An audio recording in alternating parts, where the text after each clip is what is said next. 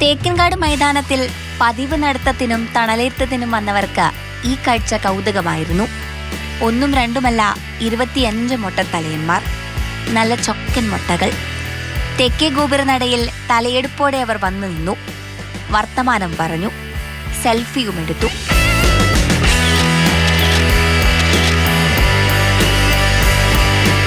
മൊട്ടത്തലയന്മാരുടെ കൂട്ടായ്മ ഉണ്ടാകണമെന്ന സജീഷ് കുട്ടനല്ലൂർ എന്ന കലാകാരന്റെ ആഗ്രഹത്തിൽ നിന്നാണ് ഈ ഒത്തുചേരൽ. ഞാനൊരു പെർഫോമറാണ്. ഒരു സ്റ്റേജിൽ വെച്ച് അവിടെയുള്ള ഓഡിയൻസായ 3 മുട്ടകളെ കൂട്ടിയിട്ട് സ്റ്റേജിൽ വെച്ച് കുറച്ചു നേരം സംസാരിച്ചപ്പോൾ ഓഡിയൻസിന് ഭയങ്കരമായിട്ടുള്ള ചിരിയും അതുപോലെ ഒരു ഹാപ്പിനെസ് അവിടെ എനിക്ക് കാണാൻ കഴിഞ്ഞു.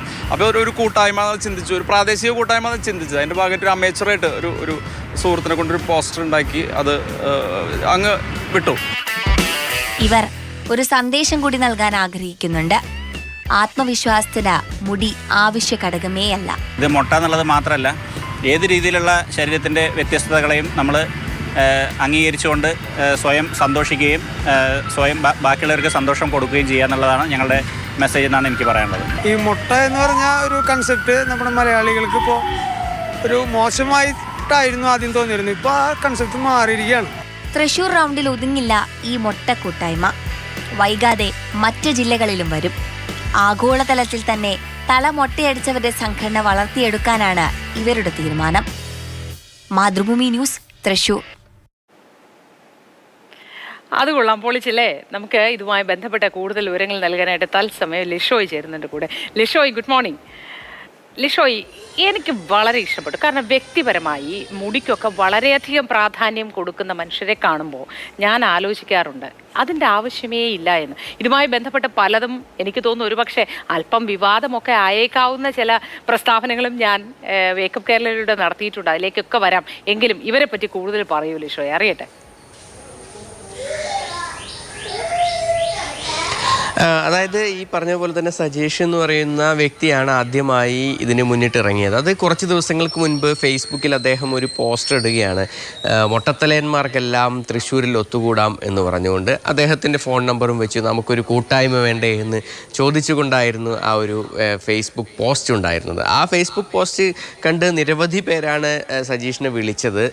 പക്ഷേ കുറച്ച് പേർക്ക് 25 പേർ മാത്രമാണ് ഇപ്പോൾ എത്തിയിരിക്കുന്നത്. അത് തൃശ്ശൂർ, പാലക്കാട്, മലപ്പുറം ജില്ലകളിൽ നിന്നുള്ള ആളുകളാണ് ഇങ്ങോട്ടേക്ക് എത്തിയിട്ടുള്ളത്.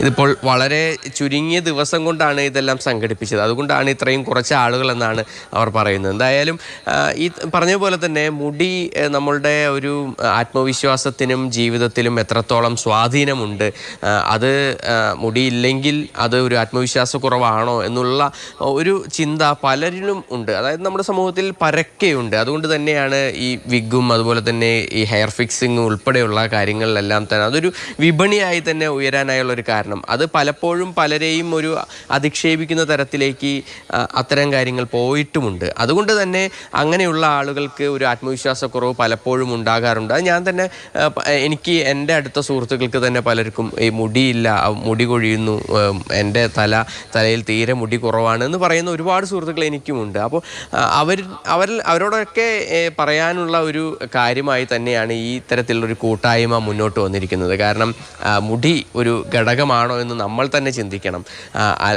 തങ്ങളുടെ ഒരു മാനസികമായുള്ള ഒരു കരുത്ത് അത് കാണിക്കേണ്ടത് മുടിയില്ലാത്തതിലും അങ്ങനെ കാണിക്കാൻ സാധിക്കുമെന്നുള്ളതിൻ്റെ ഒരു പ്രതീകം തന്നെയാണ് ഈ ഒരു ഒത്തുകൂടൽ അവിടെ എല്ലാവർക്കും മുൻപിലേക്ക് വെക്കുന്നത്.